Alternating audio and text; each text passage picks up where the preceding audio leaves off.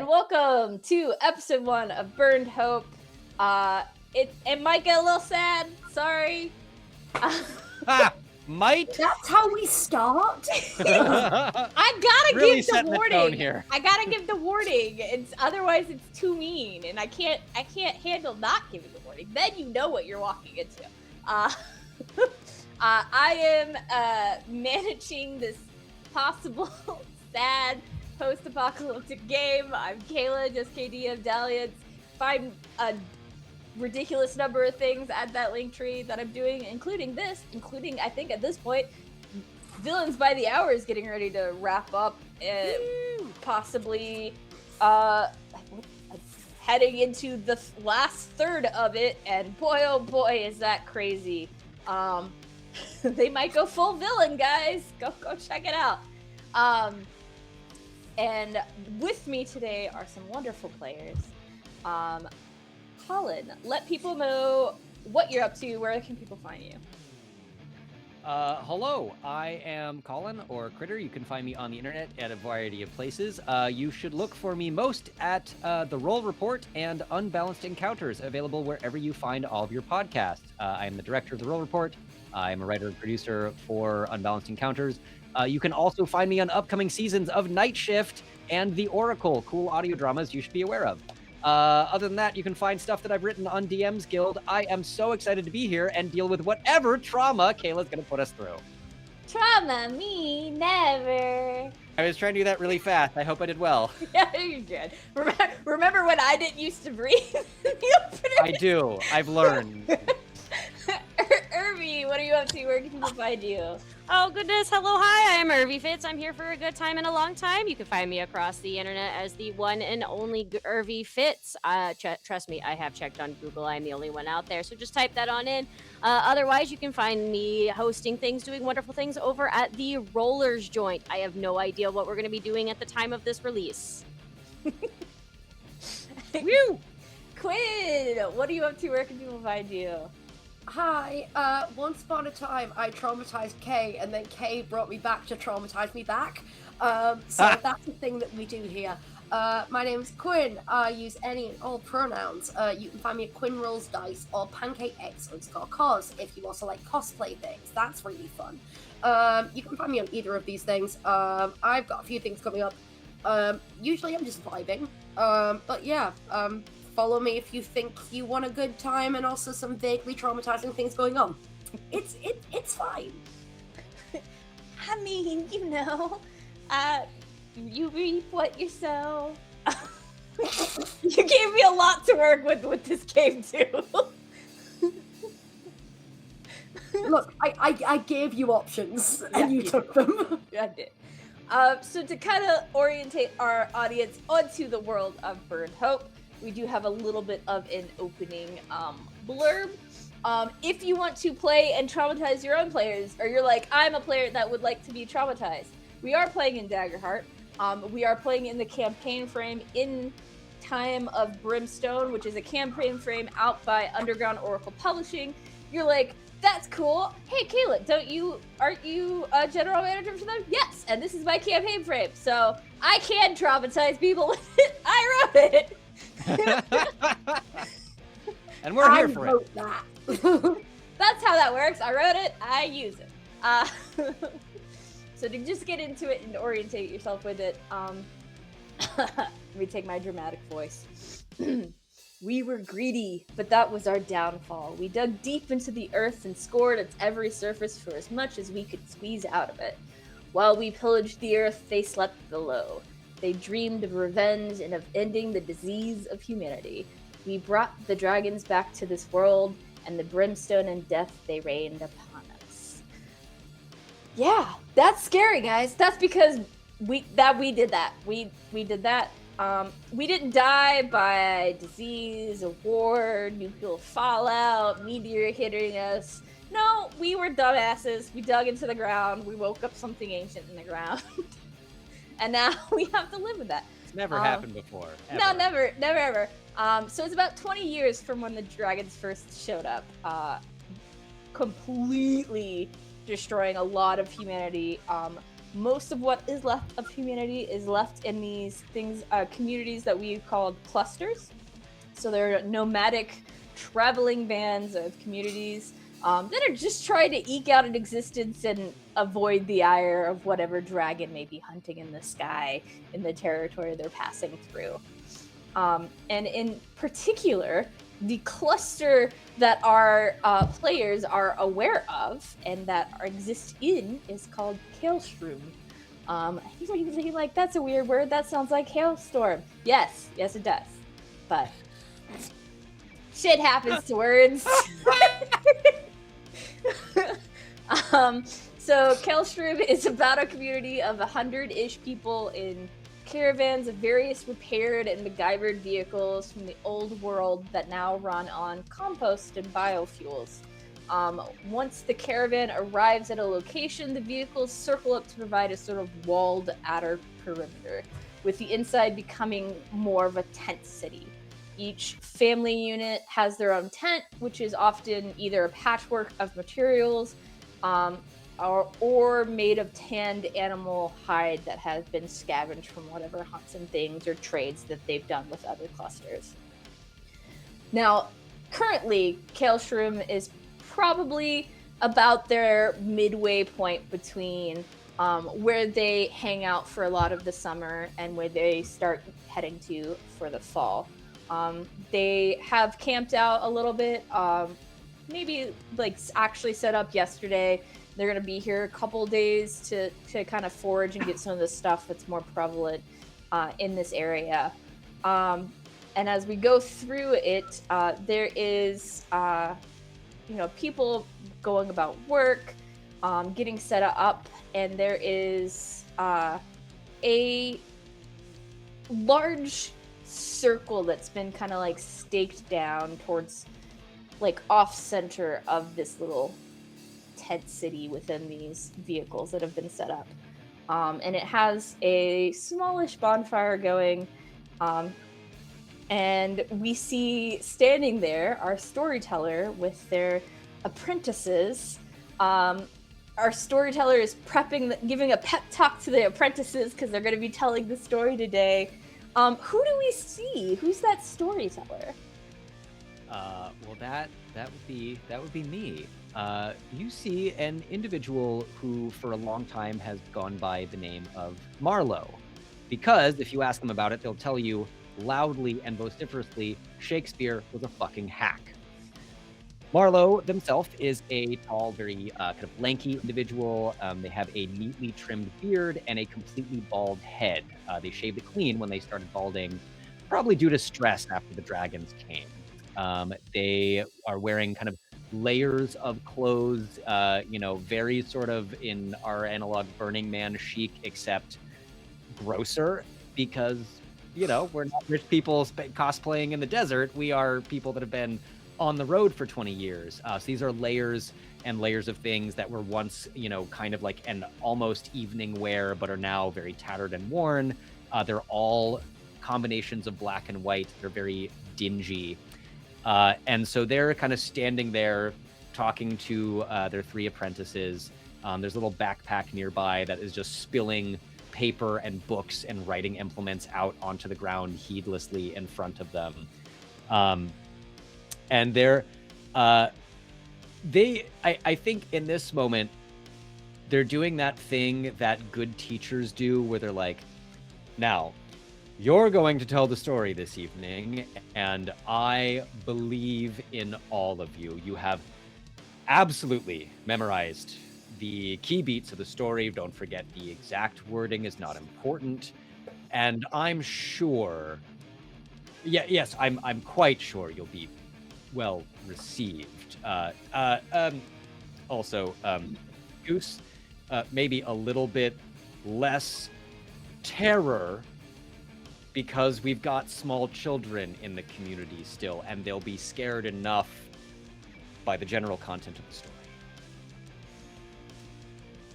And who do they see, Goose, as Marlowe addresses you? So Goose is a small being, coming in at roughly maybe 3.5 feet that's pushing it. That's when we've got our full like good boy mode going, good goose mode, which is not currently in play. We are, you see a hunched over small being who is trying to figure out still how to properly hold writing implements, and usually ends up just doing it in their slightly pointed lips. They'll hold and kind of draw like little notes. The more common human language is still a little bit evasive to them, as it's not something that they grew up writing with. Goose is about 16, 17 years of age, wears whatever they've managed to pick up or other people have forced them into. A lot of times they prefer something a little bit more flowy so that they can run around, jump around, and feel the wind beneath their feet. Wild hair that has kind of gotten matted with little bristles that aren't necessarily hair. If you try to comb through it with fingers, you will discover that it's actually more of a down as opposed to a human hair. And they look up at Marlowe and says, I'm just trying to be honest. You guys say honesty is the number one priority, and There is a difference between honesty in interpersonal communications. For example, I am mostly honest with you. And there's then when you're trying to tell a story, Goose. And a story is something that does not need to be true. And it does not need to be exactingly accurate, especially when we tell stories about the world today. Or the world before, quite seriously. It is more important, I think, and I suppose I should qualify it that way, I think it is more important that your audience connect to your story than feel the strongest emotions they could possibly feel at any given moment about it. is that not how you connect, though? Is you feel strong? Yes. And, you remember the last time you tried just kind of the simple nursery rhyme storytelling to our small pod, and do you remember how that ended? It's not my fault he falls off a wall and goes kersplat! No. But there's an approach to telling that story where you do exactly that, and you illustrate it graphically, and you in fact take an egg and show them what happens when it breaks. And then... That's a waste of egg! But the point of the story is that he fell, he broke, and then he had help from his community to put him back together.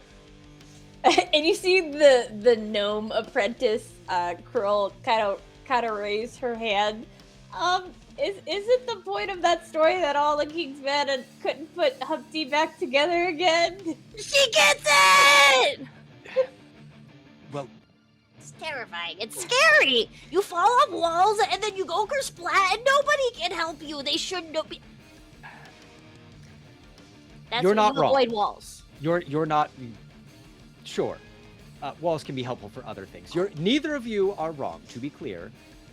I think that you're missing a little bit of the inner workings of storytelling as an art form. And as the fact that, like, again, the utter unvarnished truth can be more terrifying than anything we can imagine. And you do see your last apprentice, Din, who's a human, he's got his poor hands on his knees, and his head is as far between his legs as it possibly can as he hyperventilates, panic, because he's the first one out. up today. And he goes, the point of the story is that some mistakes can't be reversed, so be careful when you... Deep breath. Deep breath. And remember, we count in for 4. 1, 2. Hold for 4. Out for 4. We'll keep working on that. And they go from hyperventilating to just intense void staring as their breathing slows down. I am going to do a thing. I can rally. I am going to rally my party, and they will each get a d6 that they can roll to an action, reaction, damage, or clear a number of stress by the end of the session. And Marlowe just kind of like sighs for a minute and then looks down and like picks up one of the books that is spilled and just kind of goes into full lecture mode and begins a discourse on Joseph Campbell and the Hero with 1,000 Faces and the ideas behind heroic journeys and the fact that how we get to the destination is not always as important as reaching the destination, or even not always as important as the journey itself, and the details not mattering. And in fact, the keener, finer points of the details, for example, of many of the Greek myths, wherein Marlowe has politely explained, kind of glossing over the sheer staggering amounts of rape and non-consensual sexual activity in Greek myths, and been like, you don't need to give that to your audience until they're ready. So in the case of Humpty Dumpty, your audience for that is not ready for the abandon all hope ye who fall off walls approach.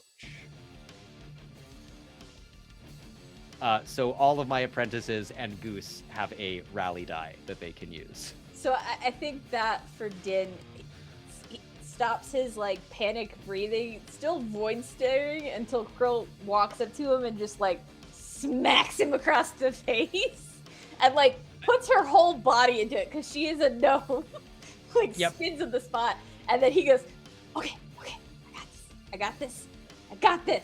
And he is going to do the opener that you do at the beginning of every storytelling before the stories begin.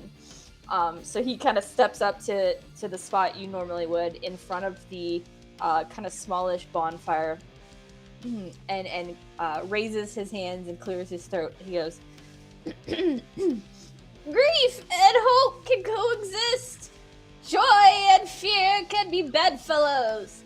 Love and loss hold hands in this world that we now live in. We thought ourselves gods, the masters of all, and so we devoured. Now it's only fitting that we in turn are devoured. But that doesn't mean we stop living. What we have may be burned hope, but it is still hope. So we teach you the stories of our past, dear children, to breathe life into that hope. One for a better future for you as we try together to survive this one. And then he doesn't know how to like exit out of that, so he just stands there like this for a moment and then like looks over his shoulder at you. Exit stage left, not pursued by a bear. And actually turns and goes left instead of stage left. Fine, it's fine. We'll talk about stage directions another time. It's okay. Yeah, so as that stories are told and done, the sun is setting, more and more people do gather for the stories, both your apprentices tell and that you tell from your book. At some point, walking along and coming probably just in time to try and catch one of Goose's stories, is their sister, Cass. What do we see when we see Cass? I think Cass has been there the whole time, but Cass has been making sure that they weren't noticed. Cass is, again, maybe, I think, definitely taller than Goose. Goose at like 3 foot something. Cass is about 5 feet tall, like taller, not tall. It's difficult to not notice Cass once you realize they're there because they are covered completely in various fabrics. They have multiple layers of clothing to the point where it's around their head. It's all over, just multiple layers. They are wearing goggles. There are a couple of wisps of kind of white blonde hair that you see sticking out, and they carry with them, not at this time because the sun is going down, but they carry with them a parasol, which is battered, it's broken, but it's something that they just keep with them just in case. And they are sat cross-legged in the back, she's just waiting for Goose's story. Yeah, and Goose, what story have you chosen to tell tonight at the story circle? So there is this lady. She's a little lady who sits on a thing called a tuffet. And she eats something disgusting. It's mushy and icky. They call it curds and whey. And you hear like the kids doing like, oh no, not curds and whey. What is that? Is that something that the adults like? It's used to something force the on adults kids? make you. Mm-hmm. And like Goose will make a really disgusting like face and stick their tongue out, and you can see the little like sharp edges of their tongue when they're like, ah! And she got so scared one day by a little spider. So silly. The end. She ran away. Ah! Is that the facts? That was very good. We'll work on building some dramatic tension as well. But very good, very good. Much less terror. Cool. Cass from the seat at the back. Ah, spiders! Ah! Trying to rally other people to be scared of the spiders, like, Oh, they're this big, it's hard to be scared of them. You can just make them your friends. Or snatch them and eat them.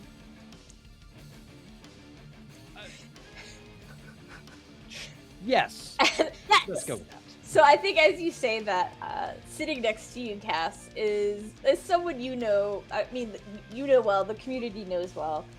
Is a sky blue tiefling woman named Grrr. And she is just uproariously laughing at this, like it's the funniest story that she's ever been told.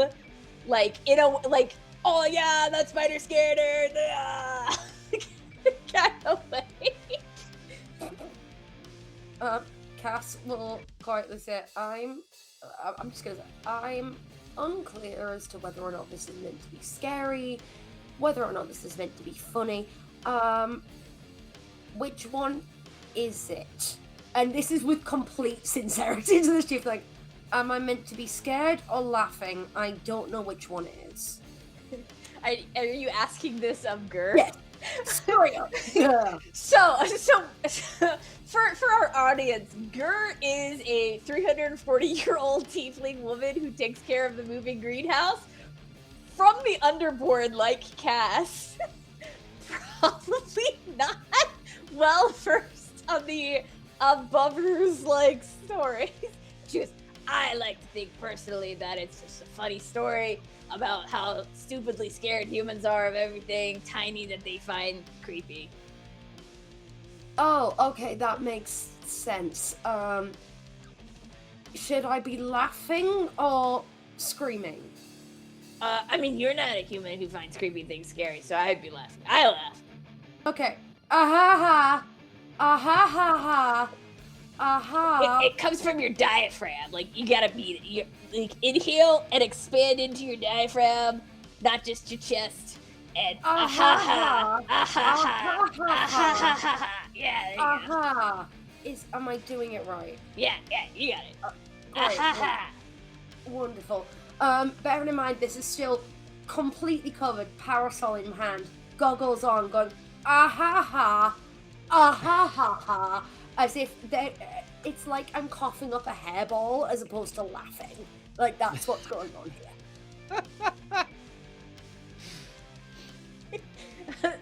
So as the night goes on, in the story circle, the kids and the younger ones tend to be up towards the front of the circle, closer to the storyteller and the bonfire, and the adults kind of like take the back half of the circle. And the adults start like surreptitiously passing around like a little jar or jug of something. You would know this to be, who did I have making it? I have someone who has a hole still in their car. This is from Carl's stash. He's like an early 80s human gnome. Or, what? No, human gnome.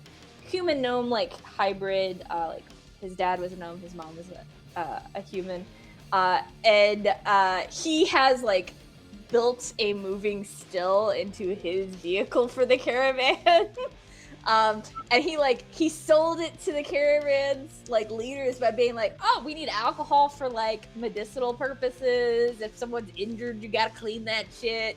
But he brews and distills everything he can get his hands on, and so like, his latest like little concoction is being passed around in like a little stoppered jug for any of the adults who want it. It's strong. It tastes weirdly like lavender and like rose buds, but it's strong. It burns all the way down. Cass is absolutely taking a swig when it comes round. Just, Goose is definitely the younger sibling by a significant amount. I think Cass is a few years older, like at least like 21, 22, and is just sipping away like,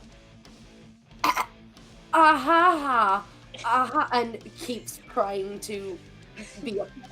I think Gur beside you like pats you kind of hard on the back as you start coughing for it. It's okay, you get used to it.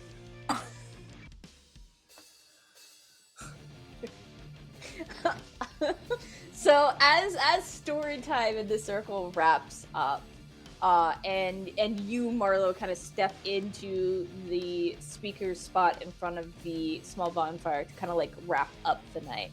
Like, what are you trying to leave those listening with? Are we have most of the kids left, or most of the kids still there? They're probably still there in that the younger ones have definitely fallen asleep and are like they're asleep. Yeah. No, but it's not time for like doom and gloom. So Marlowe kind of steps up, leaning a little bit on probably the ceremonial storyteller staff of awesomeness that indicates who's telling the story.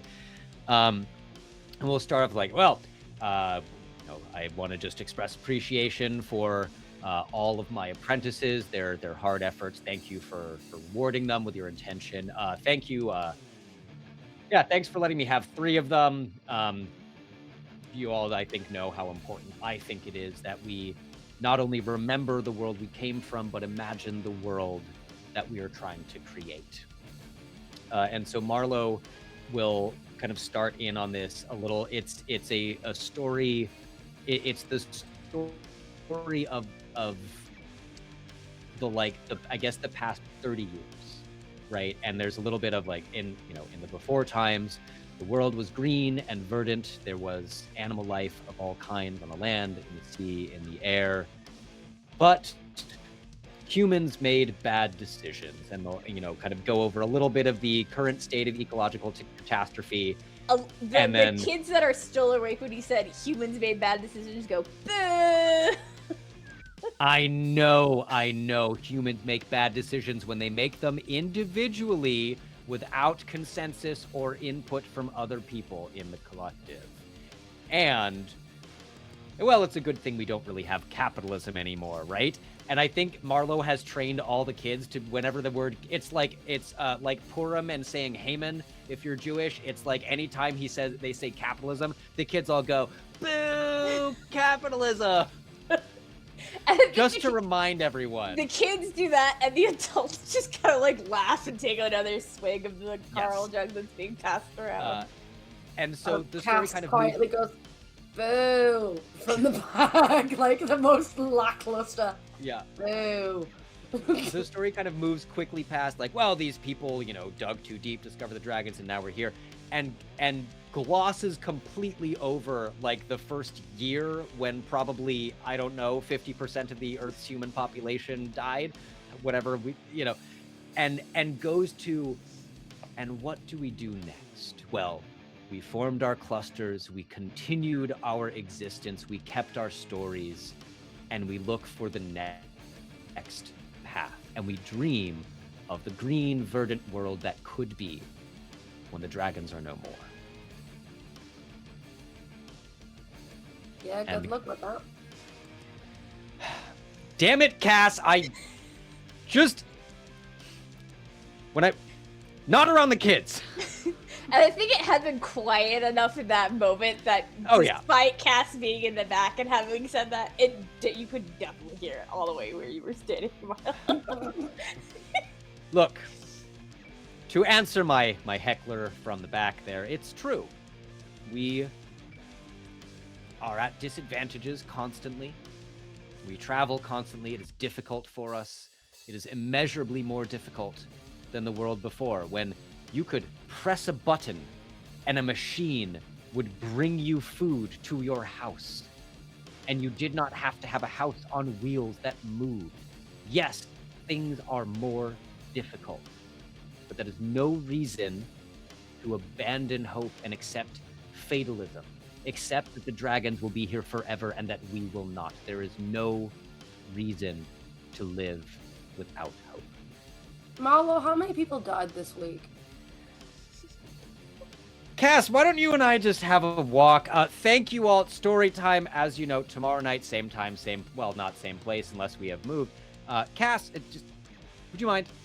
And Haldrin, who's like a mid-60s human man, gets up from his position and starts being like, okay, guys, let's clear out. Let's clear out. Yep, come on. And then like herding people back to their tents. Cass just, does not move. Cass sits in the corner, just kind of. I'm not gonna baiting Marlowe a little bit, just like a. Marlowe walks over and just kind of crouches a little bit and is like, you know, dragons are fucking assholes, right? I'm aware. Mm-hmm. Yeah. Okay. So, my job, Cass, the reason that I'm not on my own out there is to tell these stories. And I'm not sure if you're making my job difficult on purpose, but I'd really like if we could find an agreement that doesn't include, me telling people things. That'd be great. I don't want to do that. I would like for you to let me, especially when the kids are around, Cass is going to take off their goggles at last, and you see that their eyes are kind of bioluminescent purple, and they are slightly too far apart, and there's something, and you see kind of ridges above their brows of kind of bone coming out that is not supposed to be there in any way, shape, or form. And I'm just gonna go, okay, so what are we telling the kids about the dragons that are going to, murder us all? That they're cute little pets? Goose, No, Goose, that was not a question. I'll talk to you later. Even as when they're small, they will kill you. Yes. I'm here! No, they won't! No, they will. No, but they don't!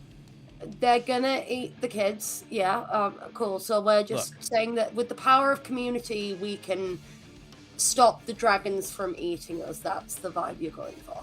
I'm saying that it is important, especially for those of us that are younger, to have any kind of imagination at all, any kind of hope at all. Because the alternative would seem to be to just sit here and wait for a dragon to come by. I know that you want that, but no, Goose. No, we're not sitting and waiting for the dragons. I know. It's not fair. Look, the way things are going, I'm sure we'll see another one soon. Soon? Unfortunately, yes. No, fortunately. They're so pretty. No. If you look past the mass murder and entitlement and arrogance, I guess I could see that. You know, in the before times, killing everything that isn't them as well. In the before times. Before times is a very long time for me. Before there were real dragons, Goose, there were people that drew sexy dragons on this thing called the internet. It was I know. Okay, like you know magic a little bit. Imagine you could magically talk to almost anyone in the world, except most people just wanted to yell and insult each other, and it wasn't that great. Feels unrealistic. But There were places where you could just draw something, and then it would live in this magical connection forever, and people would draw dragons fucking each other. but the dragons can't do that. No, the dragons definitely fuck. Because that's how you get more dragons. That. Oh, I don't. I'm gonna go find Pidgey. Goose, Pidgey! Goose, you just learned that your gods. Fuck. I am Pidgey. Oh Goose shit! goes screaming for their companion. Cass kind of. Look. Oh fuck! I forgot to give them the talk. When do I give them the talk? Oh. It seems like now, Cass. I offer to help, but I don't know that I would be of any. Can you do it? I thought that, the parents would do that, and then, obviously things happened. So. Yeah. All right, let's go after them. Come on. Cool. And I will just offer a hand to help pull them off the ground. Yes. As Marlowe and Cass go running for Goose, Goose, what does your companion look like that you're looking for? Yeah. So Goose has just a little like corvid that follows them around. So they've got themselves a little bird. They don't really know the differences of tons of birds because all of the birds that they know are, fairy tale birds. So they've all got a little bit of a different vibe to them. But Pidgey is just your standard little like black, like off black corvid, little crow guy. Typically will land and just hang out on Goose's hair. So when I say Goose has a bit of a bird's nest, it's quite literal. You'll probably find little shiny things here and there, and often just uses Pidgey as a scout. Now, would Irvy pick a totally normal corvid, or is there something just coach off about this corvid? It's probably got like one too many eyes. So like two on one side and then one on the other. Not smack dab in the center. That would be normal. That would be normal. Like over one eye. Yeah, it's normal. No, it's like a flounder that has two on one side and then it has its normal one over here, and it wears a little top hat. Now, did you make this top Quick hat? Or side did note, it I'm always show up so with that? curious what the mid-evolution flounder looks like. We definitely found this little top hat. It used to be like an old like baby doll or like Barbie doll, Ken doll, little top hat that we have like fashioned with twine to stay around Pidgey's head.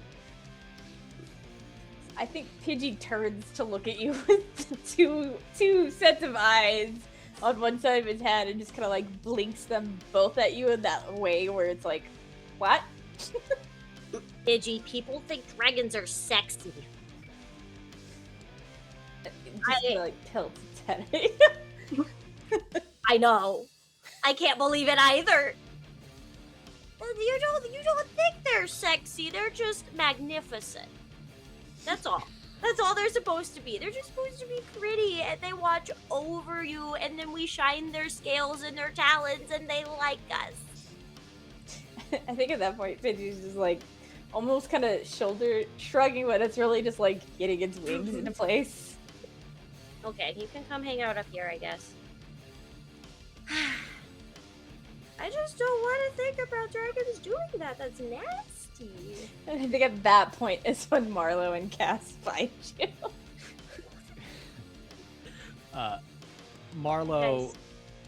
Marlowe just kind of like, I think, takes in what's happening and falls back on the old thing. Just goes, "Hey Goose, your bird looks more and more like dinner every day." If you touch my bird, I will sick a dragon on you. Oh, come on. Look, it looks like a feather duster. Pidgey like puffs out, like fluffs up its feathers. Yeah, see, yeah, Proving my point. We're whole 3.5 foot here. Like, you wanna go? You wanna go? Pidgey will take you. We'll go for the eyes. I certainly do not want a fight with Pidgey. Pidgey starts the over-exaggerated like feet shuffle of the boxers of like the 1950s. Cass is gonna look at Pidgey, go, hey, and then put one hand up to like hold on to Pidgey, like, hey, here. Looks over Goose's head, like so their beak is to your nose, and like side tilts their head, like, is that okay? Yeah, you can go. Hops over under the hand. There we go. Look, Stay away from that one, because he's gonna try and eat you. Oh, come on. I'm just saying he looks like a feather duster. All right, look, not the time. I'm sorry. That was.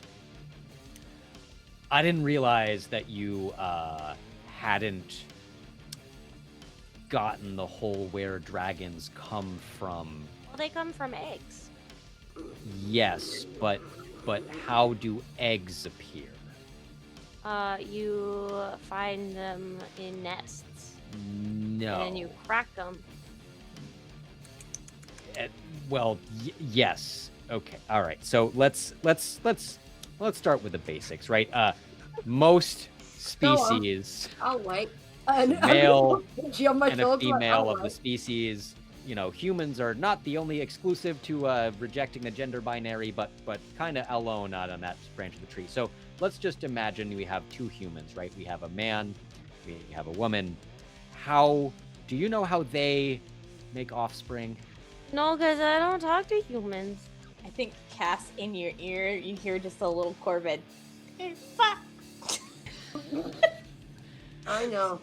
So, Marlowe, I mean, I think at this point, not only has Marlowe maybe been the person that needs to do the birds and bees talk, like, not infrequently. All the How's kids that fairly probably, quick? or all Okay, the adults probably just So drop it's a their little kids bit off of in insert, Here you go.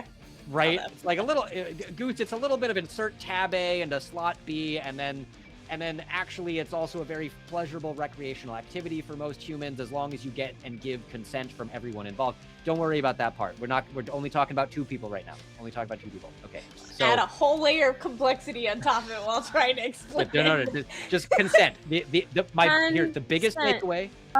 Biggest takeaway. That means Cass is just slightly behind with the most shit-eating grin as you try and explain this. Like, go on, try and explain this to myself. Like, go on. So consent means asking someone else before you touch their body or before you put your, before you kiss them or this kind of thing. And it's polite.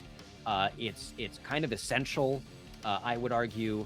So that's if you take away one thing from the next couple minutes, it's consent, right? If you meet someone and you're like, get a little butterfly in your stomach, you're like, ooh, I like that person, I want to be closer to that person, ask them first.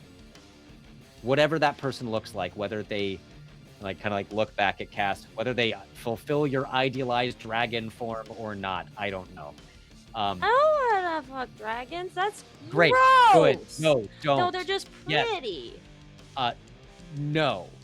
Dragons, Yes. like birds, like humans, like other animals, have a male and a female, and those two put their wobbly bits together and move them around, Dragons aren't very wobbly. and that makes an egg grow inside the female dragon, who will then lay the egg into her nest. So there is the Then we actual polish it. fucking part. I mean, you do that, I'm more likely to break it, but that's fine. No. Yes, there's enough of It them. looks like when you say that. You gotta polish it and keep it pretty and warm. Sure. Let's say you do that, but again, the point is that what was the big takeaway? Consent. Yes. Thank God, Jesus. Okay, so that also, I'm just gonna say, that's an exercise that you can work on when you Oh, I don't want to like groom exercise. Cass's hair. You could practice consent by saying, Cass, I want to groom your hair. Would you let me do that? And then if Cass says yes, then you can do it. And if they say no, you say, okay, totally not a problem. Maybe another No, time. it's definitely or a problem. No. because No. When I tell Cass that I No. need to groom their hair is bad. Doesn't matter, Goose. If they don't want you to touch them, you do not. If Cass Cass might like when I'm sorry, Cass, is they or she? She. Or does when Cass might love when her hair looks like Pidgey just landed in it and took a big old poop. She might love that, and that's her body. It's an example. Pidgey only poops that's on her people body. he doesn't like. So he wouldn't poop on Cass, but again, let's just imagine Cass's hair is all messed up. Pidgey's landed in it. Pidgey's scrabbled around trying to make himself comfortable, and Cass's hair looks like a bird's nest. Now that is Cass's hair, and if she's okay with her hair like that, you don't get to groom her if she says no. Cass, do you like Pidgey in your hair? I just need to know for the future so I can ask appropriately. Goose, do you want me to explain this to you in a way that you'll understand? Yeah. You know that conversation we had when someone touches you when you don't want them to? What did I tell you to do? You snap their hand off. There we go. Yes, exactly that. That's kind of the way that this works. There might come a time when you want to touch someone because they give you that weird, tingly feeling in your stomach. You probably haven't had this yet. You might not. It depends. One day you may have a tingly feeling about someone around you, and you might want to stick some sort of orifice into their orifice, depending on which one it is. And that's completely fine. And you should be allowed to do that as long as they say yes, because if you don't ask them beforehand, they are also at liberty to snap your fucking hand off. Does that make sense? Yeah, that makes sense. Cool, wonderful, perfect. Why didn't you just say it like that? Not... Yeah. Because I'm a person of words. All right. And why use one when 75 will do? Words is art, storytelling. Yeah, let's go with that. So, again, consent and all living things that we can see reproduce by fucking. It's just baseline of existence. There's very small things that you can only see with a microscope, and those things just kind of like tear themselves in two and make two new things, but that's not relevant. That sounds like so much more fun. I love Marlowe. He just keeps adding a layer of complexity on things that is not needed for the thinks they're doing great. Cass is kind of agreeing and making it worse. Like 90% of species fuck. It's kind of a thing. Yeah. Goose, if you ever get that tingly feeling, please, I don't want you to tell me, but you're gonna have to, because then we need to talk about, that you might make a small goose, potentially, depending on the appendages that people have. I'm sorry. We can figure that out. Cass, why do you know about that? I know why I do. Well, forget about it, but I just thought with your upbringing that wouldn't have been a thing that really came into play. Do you really want me to talk about the cult stuff and the orgies? Do you want me to talk about that? Because I can. I just don't think you'll enjoy it. Well. No, but it really makes me nostalgic. About 25 years ago. I don't need to know. I don't need to know. And the goggles go back on. And my takeaway from this conversation is that somehow Noto Square has come through to the apocalypse, and also Marlowe was maybe in like a weird hippie commune. Or was just Polly. Jeez. Oh, okay. Polly does not mean orgies. Let's take a step back there. No, but Marlowe's having a fine time. There's plenty of cities in our contemporary existence with a thriving, not only poly, but like play party and sex party culture. So I'm just saying. And Cass wants to know absolutely nothing about Marlowe doing that. Yeah. So Cass I think Marlowe just has this like slight suspicion that the cult orgies were like kind of the worst ones, where everyone's kind of like, yeah, I don't really want to be here, but I guess I have to. It's not the fun kind. It's the kind where you can, if you imagine Cass is a person who is so deadpan, and when Cass explained the word orgy, looked with such deadpan energy that you can see that none of this was actually a fun time for anyone involved. It was more of a routine thing. I will say some of them had a lot of fun. For instance, your adoptive parents have 11 kids by multiple partners. Yeah. So some people had a lot of fun. Cass was not having a good time. Cass was like, well, Cass was the person who stands at the corner of the orgy and doesn't really want to get involved. Yeah, so. Anyone need water? Cass is by the snack bowl. That's a crucial part, honestly.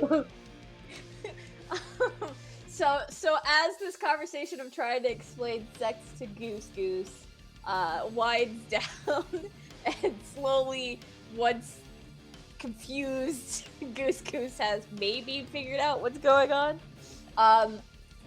Where do Cass and Goose Goose go to as the night winds down? Cass is going back to their little homestead. I think that they'd probably stay together, like, most of the time. And Cass is gonna just say it on the way back. Goose, does it make you uncomfortable with the idea that I have had sex before, yes or no? What? I thought when we walked away we were done with this conversation. Oh, I was done with that conversation with Marlowe. Unfortunately, you do actually need to have these conversations with me. I think it's more uncomfortable when it's the big dragon. Cool. So the sex thing isn't the issue, it's the dragons fucking is the problem. Yeah, and Marlowe. Yeah, no, I also find it uncomfortable that Marlowe fucks. But the thing that you need to understand is that in order to... How do I say this? Every time that you want to get more dragons, they need to do things to make sure there are more dragons. It's not a shameful thing, it's not a problem. It's just, that's how they make more dragons. And you want more dragons, right? Yeah, dragons are cool. Yeah, exactly. So they have to do that to get more dragons. I just don't have to think about that. No, you don't. Well, I mean, in some ways you do, because it's knowledge is power. I don't have to think about it frequently. No, but you can understand it in a way that makes sense to you without thinking about it in a weird, sexy way, if that makes sense. I think so. Cool. I just don't want to think about sexy dragons. That's so weird. Why would people draw that? Look, the people did a lot of weird shit back in the day. I wouldn't worry about it. Back in the day. We have a lot more things to worry about now. For example, the dragons that want to eat us. That's something to worry about. I think if we just talked to them and offered them maybe some tapas, they wouldn't be so hungry. If you try and talk to a dragon, I am going to hit you. Okay. I guess you'll have to practice hitting, because I'm gonna try and talk to him. Cool. You know that! I know you'll do that, but can you do it from far away from the dragon? But then if they can hear me, yes. I'm just, like, Cass is taking a deep breath. I don't tell you these things because I want you to not have a good time. I'm telling you these things because they are important to know. And sometimes you've just got to trust me on these things. I'm not saying I don't trust you. I just I lived with dragons for so long and they never ate me. And so everyone being like, "Oh no, they're going to eat you." That's silly. How many dragons did you see down there, just as a hypothetical scenario? No, you saw them. I saw drawings. Saw them? Yeah, well, they're fine. Yeah, of course. Anyway, you need to sleep. Just go to bed, please. Oh, fine. Come on, Pidgey. As Goose Goose goes to bed, what does y'all's like little family tent look like? Fucking train wreck, probably. Yeah, absolute fucking train wreck. There's not actually like a cot or a bed anywhere. It is just all of the whatever belongings we have just thrown about for a nest. Yeah. occasional shinies, lots of probably little rocks that we do need to leave behind every so often. I think that a lot of the things in there are Goose's. Cass has no attachment to things, so it's a lot of things that Goose has picked up that Cass has went, fine, that can stay in the tent. There is something of a blanket fort, which is for Goose specifically, and then there is a small kind of like place next to the tent, like the door of this little like tent city where Cass sleeps. But when Cass sleeps, Cass is basically sat upright sleeping. So it's very much you go and sleep in that corner with all of the trinkets, and Cass has a small mound where they will sleep basically sat upright just in case something happens. Horrible And for also, your back. as we know, Cass doesn't sleep anywhere. I was like, For that can't be comfortable. Yeah. Marlowe, as you go back to your tent functions both as your workspace and where you reside on your off time. It is immediately behind the bonfire that is slowly kind of dying in story time. What does the inside of it look like? So I will say, I think also Marlowe does a little circuit and tells quick bedtime stories to like fractious children before they turn in. Probably including a quick stop at Goose and Cass's tent. And I think at this point, there's just a like, gives Goose's hand, if it's like sticking out of the blanket fort somewhere, like a little squeeze. And probably the semi-traditional at this point to Cass, don't let the dreams eat you. And that's all we can do. Marlowe's tent is I think fairly obviously has room for another person and their things, although it's only Marlowe's stuff in there. And there's like a little like mound of cushions for seating. There's a little like seating desk that is covered with pages of paper and like ink and pens and whatnot. And like a small what probably used to be a shoe rack, but is now a bookshelf of like the things that they have felt are most important. All of these books are now like tattered and their covers are kind of like slightly falling off and have been repaired with whatever they can find.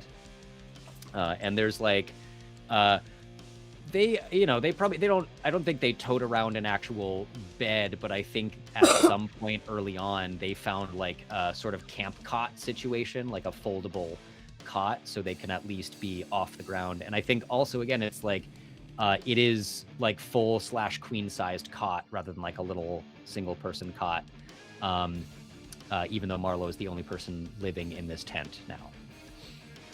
Yeah, and as the players are kind of drifting off to sleep or not to sleep, there comes a point, Cass, where you just kind of like tip over into unconsciousness.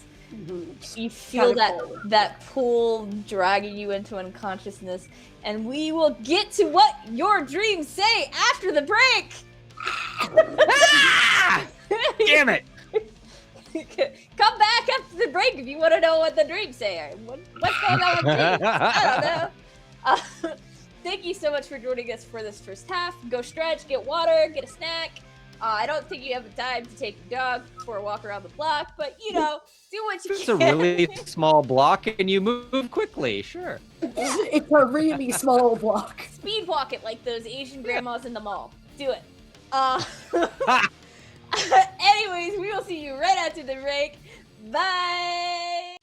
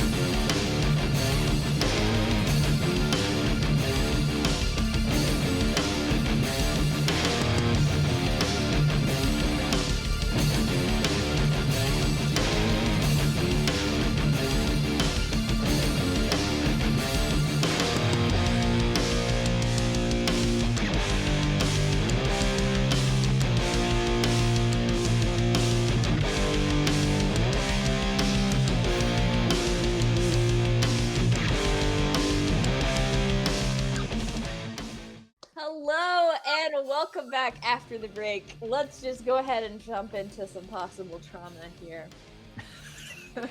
Welcome back. Here's trauma. Trauma. As you're pulled into kind of like unconsciousness, you know what's happening, but you can't stop the sinking into the unconsciousness. You've had visions since before you even left your home. What you now know is a cult. At first, you didn't remember anything. You would just wake up with like a startled, pounding heart and an intense feeling of dread. And eventually, bits and pieces filtered into your memories, and they were never good bits and pieces. With time and distance from the cult, they have kind of started to solidify, happening now every time you close your eyes, and when you wake, you remember every aspect.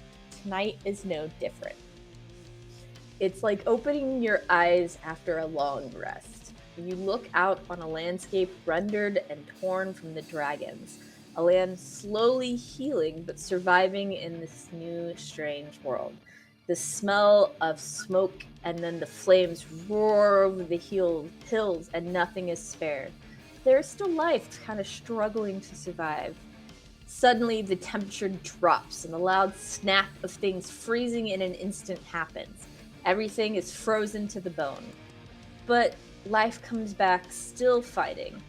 And then a thick, green, low, rolling fog moves at a slow but unceasing pace over the hills and towards you. Anything living tries to flee, but it is eventually caught up in the fog. All life slowly suffocating, withering as if burned by the air itself. That same sense as always settles over you. Dread, hopelessness, impending doom, inevitability. Normally, that's where your vision ends. You wake up with that solid ball of fear in the pit of your stomach. But right before you would normally come awake, you hear a sound like something shattering, paired with a blinding light that drowns out everything you see. For the first time in a long time, when you open your eyes, your heart isn't racing. You aren't drenched in sweat. Instead, you have a strange feeling that takes you a while to sort out. Hope.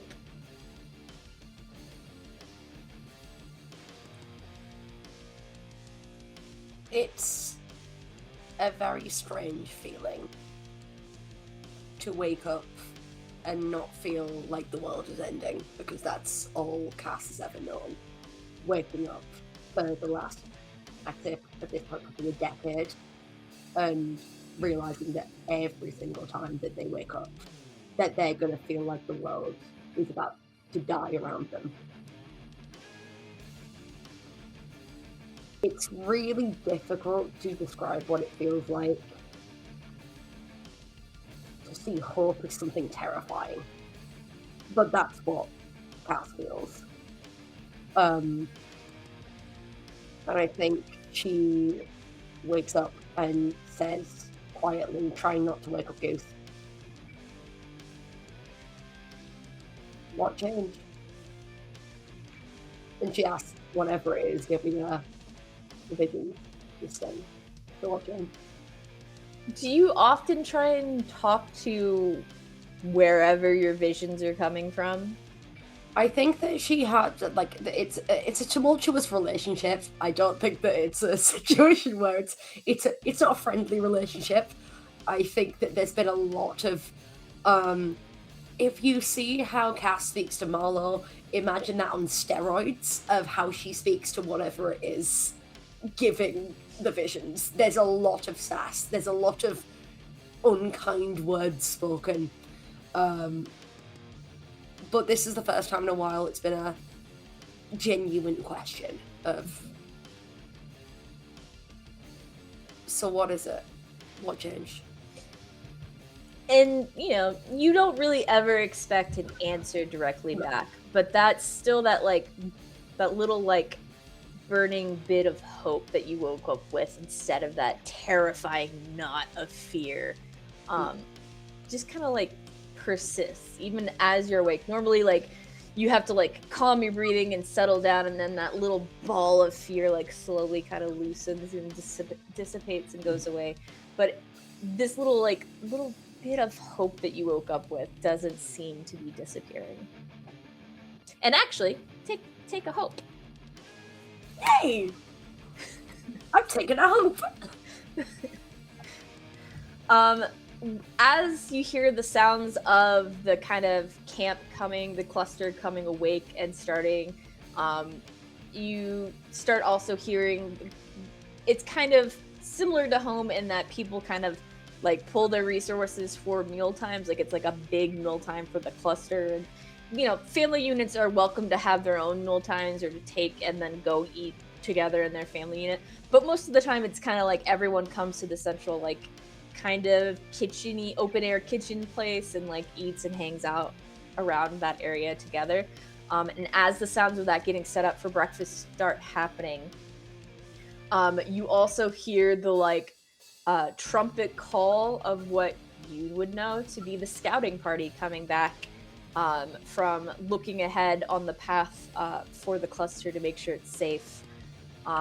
And running down through the hills with their scouting party is Ginger Snap, who is a flower fairy that leads the scouts, and right behind her to the left is our next player, Vel'khan. What does your character look like as you've just been out scouting for probably like 2 or 3 days to make sure like the path ahead is good? Hello. Vel'khan is a tall, about 6'5", tan-skinned man, hooded figure, has a long trench coat on, black combat boots. He's militant-looking, but we're in a apocalyptic era, so he's not very tidy looking at the same time. Deep purple eyes and very gravelly voice. As we walk in, I'm striding right alongside them.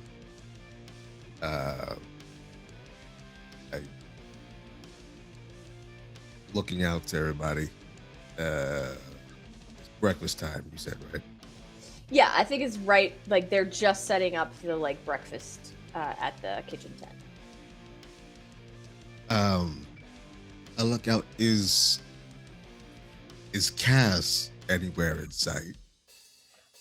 I will say that I think Cass, on knowing that the moment that Cass knew that the scouting party was going, Cass is coming to you.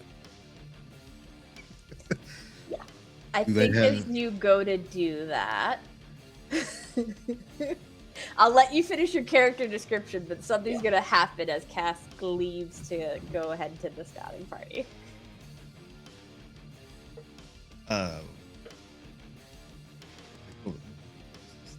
Oh, he also has the little telltale signs of a tiefling tail that occasionally flicks from beneath the end of the trench coat. And Cass, as you head out towards kind of like the edges of the tent town, towards where you heard that trumpet sound happening, you kind of get this feeling like something's hit you in the chest, but it's not physical, and you get like drug again into that like unconscious space while standing on your feet, and you just get this intense sense of heat and fire and smoke, and this deep rumbling voice from the dark smoke and heat just goes, "Run!" You have a single action to do before whatever's gonna happen happens. Cool. Can I see Vel'khan? You can see the general scouting party coming down the last hill, I would say. Then the single action I'm going to take is I have a sword. pull out. We need to go. We need to go. And as you're shouting, we need to go, we need to go, just booming through the air is this massive roar as kind of almost coming off from the side instead of behind the scouting party, almost like coming from another territory. Swooping in is a big adult, almost elder looking red dragon that roars again and just kind of unleashes this fire breath as it dive bombs towards the cluster. And I'm going straight towards Goose. I'm going straight back. I'm finding Goose. Awesome. So Bye. Vel'khan, you just saw this dragon. You heard the roar. You heard it unleash its fire, and the fire starts scraping the outside of the cluster over the kind of like vehicle wall they make on the outside, and starting to set fire to the tents on the inside, where people set up their living quarters when you all have stopped. As Cass shouts, "We gotta go! We gotta go!" I'm like yelling. I turn to a Ginger Snap. Mm-hmm. I turn to Ginger Snap.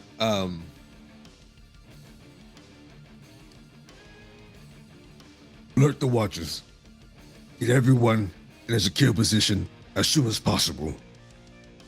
And I think you already see them. They're already blowing kind of like the warning call you all have set up with the cluster, kind of like guard enforcers. And you already see them scrambling to they're passing out weapons and stuff. And half of them are also helping people pack up and get into the vehicles as quickly as possible to try and scatter. I think Ginger Snap does the thing and then just kicks on even more speed as they're shouting orders. They're like, "Get all the civilians into the hills! Get them into the trees!" Just full on dash. Go. This tiny 3 foot, because they're a fairy. They're 3 foot tall, but they are zooming almost like Roadrunner ahead of the group. What type of is early? Is it early morning or the deep shadow? There's still long shadows. Just that weird gray right as the dawn is happening. So not quite full dawn yet, but there is slowly starting to be more and more light. Okay. Vel'khan, as all this is happening, Vel'khan is going to try his best to give them as much time as he can. He's going to look around to see where the dragon is going and see if he can't get its attention to try to chase him just a little bit away from the camp. Yeah, I think so. It just finished unleashing just a spout of fire along, raking the outside of one of it, and it is wheeling around to come back to do it again. Marlowe, you are awoken to the sounds of not just screaming, not just roaring, but the very well-known sounds of both the guard ringing the alarm bell that's attached to the lead caravan vehicle, and also the warning horn sounds that the scouts do when they spot incoming danger.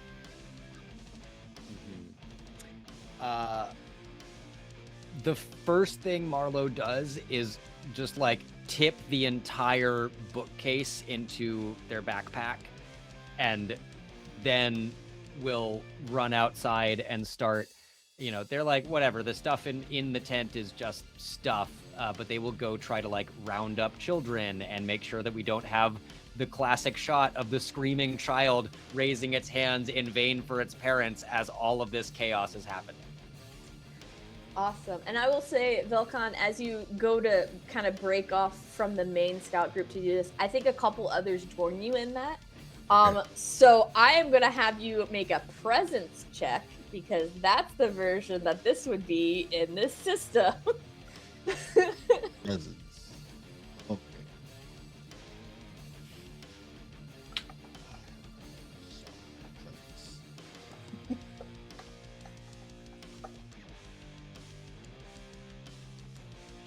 So, you. That's a critical. 8 and 8. 8 and 8 doubles. Yeah, or is that 8 and 8? Because that says What is 8 and 7. 15. I have 8 and 8 in my screen. Oh, critter rolled that. Okay. Yeah, that was me.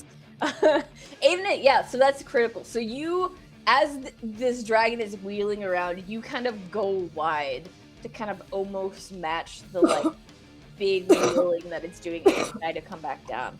And I think you and the other groups, where normally your scouting party is trying to like blend into the group, like into the ground and into whatever you can to kind of like be sneaky.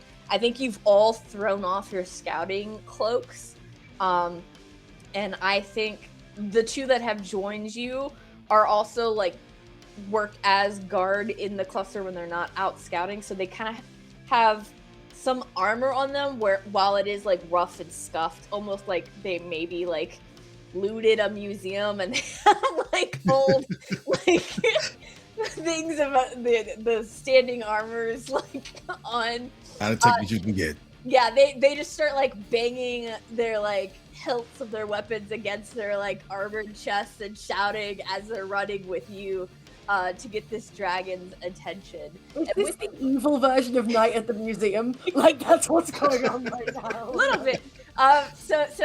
With that critical success, you do manage to get its attention at least for this moment. So instead of immediately releasing its next gush of flame at the cluster, it is instead going to aim at you and your two companions. That's totally fine. I will.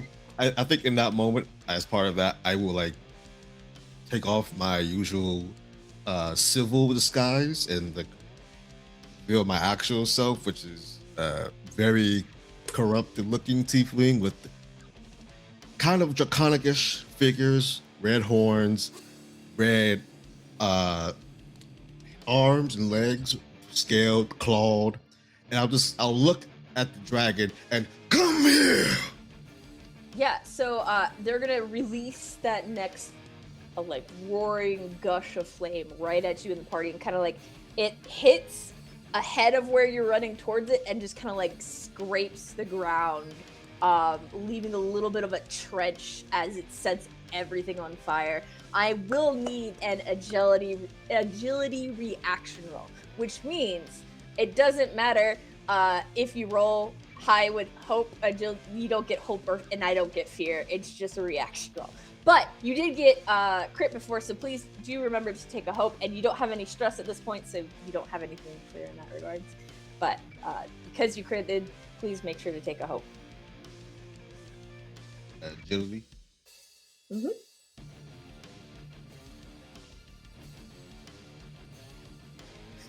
Okay, I'll take it. That's another 5 and a 5. 5 and a 5, yeah, that's a crit. Let me roll real quick to see if your fellows, Oh, come on, guys, please. if your fellows make it.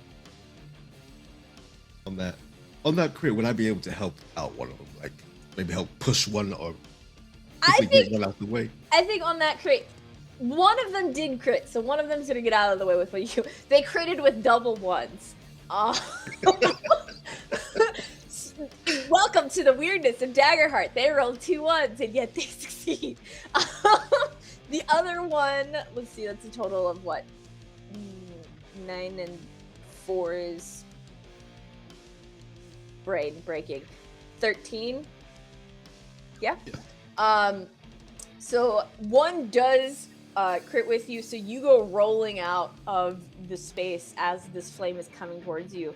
One of your fellows goes rolling the other way, and I think the last one is probably just a little too slow, like goes to jump out and gets kind of like stuck in the flame as it shoots and hits, goes over him.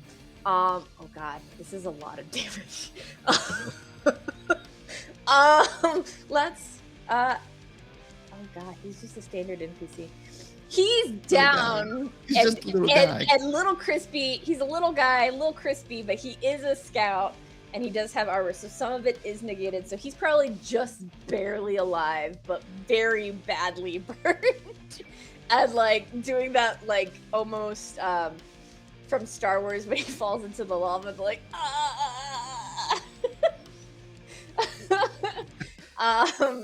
and you barrel roll. You see your comrade on the other side barrel roll and come back up. And actually, he's going to, as he barrel rolls and comes back up, he has a longbow that he's gonna take aim and try to shoot at one of the dragon's wings to see if he can do anything with it. Because, as you know, and as many people who survive dragon attacks in this land knows, most of the dragon is armored. Most of it is naturally armored and defended. There are very few spots on a dragon that aren't armored and defended. One is their membrane-like bat wings. So you try and shoot for that. It's going to be a little bit more difficult because it is a called shot rather than just a general hit. I'm going to treat these guys like players, so I'm rolled it. Yeah, he hits. Doesn't do a ton of damage because it is a bow against a dragon, but does something. You do hear kind of like an angry roar as you do see a little bit of a hole popped in one of the wings, and he's already like reloading. Yeah, go ahead. And as I see him doing that, I will shout to. I'm calling him. I'll say Sam is the one who got caught in the flames, and Timothy is the one that's shooting arrows. I'll call out to Sam to see, are you all right? And you just get back kind of like a very pained, like, and he's like trying to like crawl out of the like trench that has been left behind. There's still fire there, so he's crawling through the trench and the fire, but he's already been pretty bad. I will rush to him to try to get him to get some cover, and I will continue. Once I do that, I will stay here. Do your best to heal.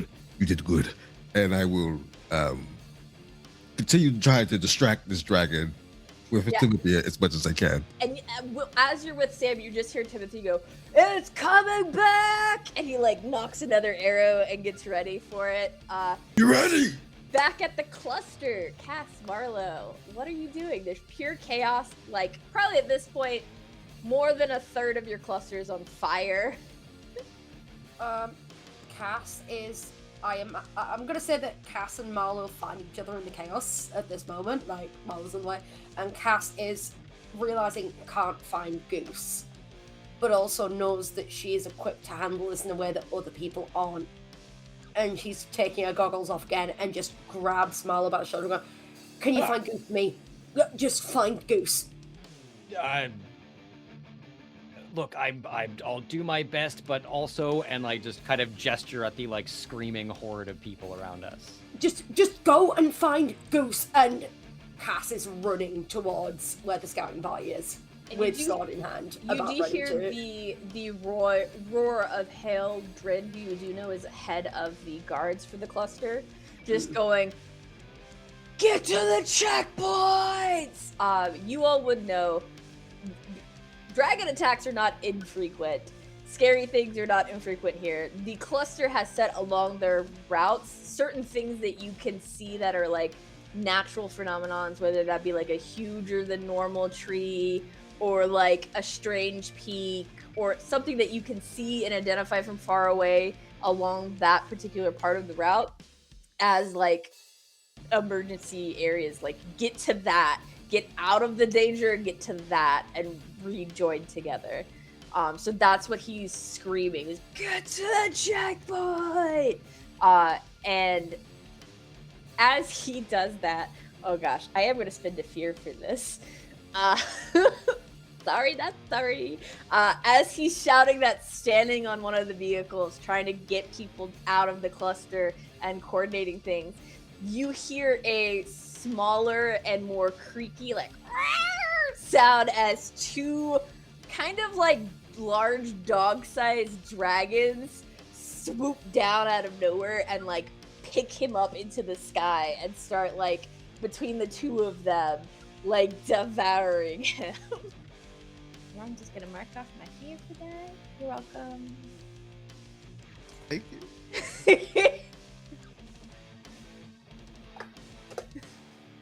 Okay. Cool. That's just a thing that happens. What's for breakfast? I'm gonna ask what is potentially the worst question I can ask at this point. Does Cass feel drawn towards the dragons or away from the dragons based on, like... I mean, so the instructions you were given in that vision were to run. Yeah. Cool.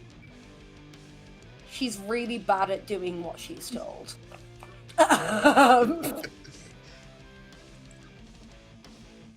So I think that she's gonna look at these. So how far up are the like dog-sized dragons?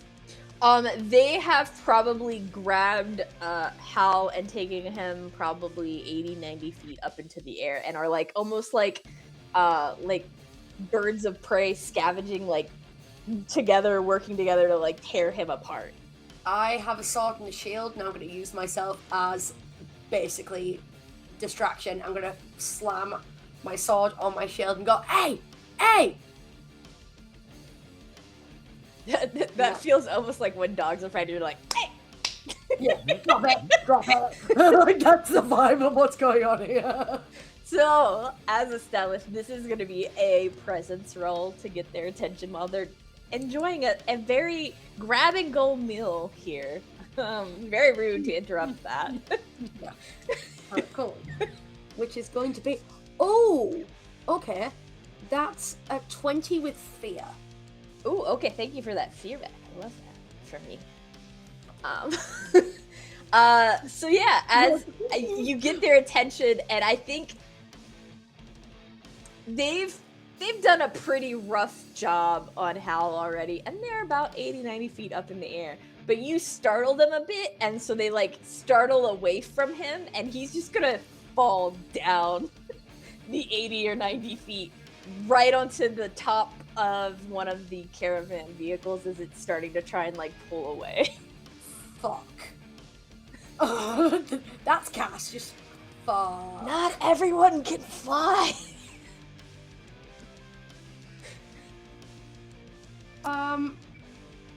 Cass is gonna look at Marlowe.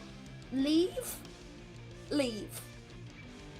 Yeah, that's what we do when we see the dragons. We make sure that all the kids are with us and we start We leaving. don't have time to go through this again. Just go. And I'm gonna start slamming my sword against the shield again. Like, hey! You said you wanted me to find Goose, and I just like start walking away. Vel'khan, your dragon has swung back around again, and you heard Timothy give that call out of "It's coming back." It's going to do that same thing. It's going to release a bunch of fire just in a line right at you. You can, if you want, dodge it. If you don't want to do that, if you want to possibly take damage, I will offer the Devil's Deal. If you want to just stand your ground, it will pass down low enough for a melee player to get one hit on it before it goes back up. But you would have to take the fire damage. Devil's bargain.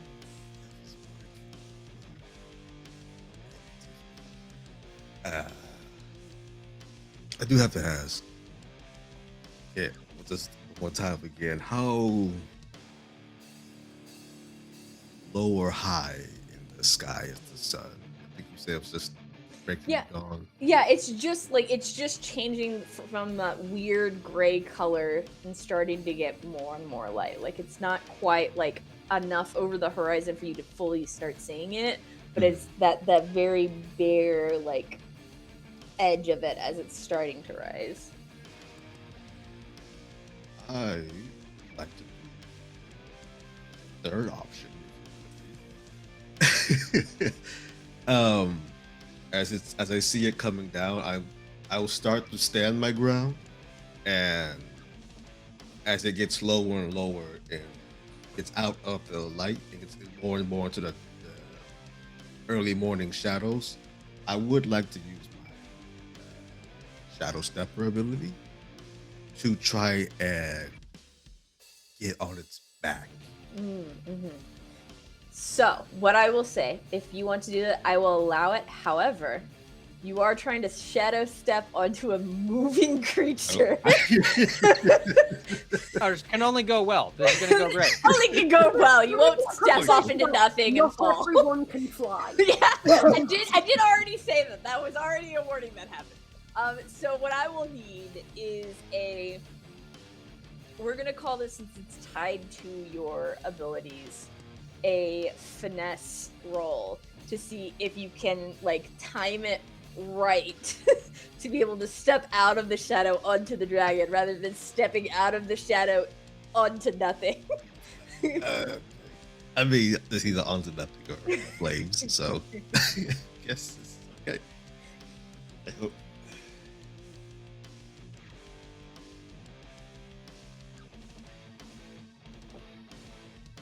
Seven with fear. Thank you. I for that, don't Peter. even know how this would work, but I wanted to see if I can do it. If that's happening, because I can spend a hope to assist, Mhm. and also because I'm a seraph, I can basically call my weapon back to me. Is there a way of me throwing my weapon in that direction so it's kind of a step on the way to a shadow step to get on top? I could allow this, but I'm gonna preface this with something. You are throwing a sword Yeah. at someone and hoping that you're throwing it in a way that will allow them to step on throwing it. it in the air is like a step, like halfway. Yes, but again, you're still throwing a sword You're in throwing someone's a general weapon at direction. someone, too. It's gonna go perfectly. What are we talking about here? I'm fine. just clarifying, right? Like, consequences, you can try it, but you are throwing a sword in someone's general direction and hoping it goes well instead of poorly. I just want to clarify for that. You can still try it. I'll let you do it. I'll let you spend a hope and do that. But I want to spend a hope and do it because I think, bearing in mind, Cass has good instinct and no knowledge. So that kind of makes sense. Like, I think this is something that Cass would do. okay. In So, Cass's defense, I want to say, even though she is throwing it in my general direction, there is also a big old buff dragon in my general direction as well. She's Okay. helpful. so as you throw your sword, I'm gonna need a finesse roll, okay? Because finesse is also how we do ranged attacks in Daggerheart. Fun fact, audience members. It's gonna be perfect. I believe in you, Quinn. I shit you not. That was a crit. Okay, that's very good that it was a crit because it could With go like double one, too, right? That was a double 12. Ooh, wow. Wow! Fuck Okay, yes. so get your help. You don't have any stress yet, so you don't have any of that to clear. It's very good that you got a crit because if it had gone poorly, it would have gone The fairly dice poorly. love my house. They love me. Vel'khan might have had a new hole in his body. New foot. So you throw this, and I think narrative-wise, what happened was Vel'khan, you tried to time stepping out of the shadows to get on the dragon. It didn't quite work. Instead, they were banking right as you stepped out of the shadows, and you hadn't seen those cues of it getting ready to turn slightly. So it's turning, and you kind of just step off where it would have been body-wise before the turn, and start falling a little bit. And Cass just kind of throws their sword. What in the Jujutsu Kaisen just happened? just is the just like vibe. just like takes their sword, spins around like this is some sort of like contest where she's just gonna shuck a javelin, and Discus throws her sword toward where you're falling. And what happens is you're falling, you're getting to the edge of the bottom edge of the dragon, and the sword hits into the dragon, and you land on top of the sword. You land, so you're not falling, but I will need an agility, an agility, what is it called? Reaction roll to see if you can stay on the sword. Also, because I got a crit, can I say that was my spirit weapon so it comes back to me after this happens? Now, does your spirit weapon come back to you on your turn? On my turn. Yeah. Okay, so I just want to clarify. Vel'khan, you have a split second. You have a split second before the sword jerks out of the dragon body and back towards. Wait, no, it doesn't clarify. It does not clarify whether or not it's on my turn. Okay, I was gonna say, if it does, then this is the shortest save ever. Okay. You said agility? Yeah.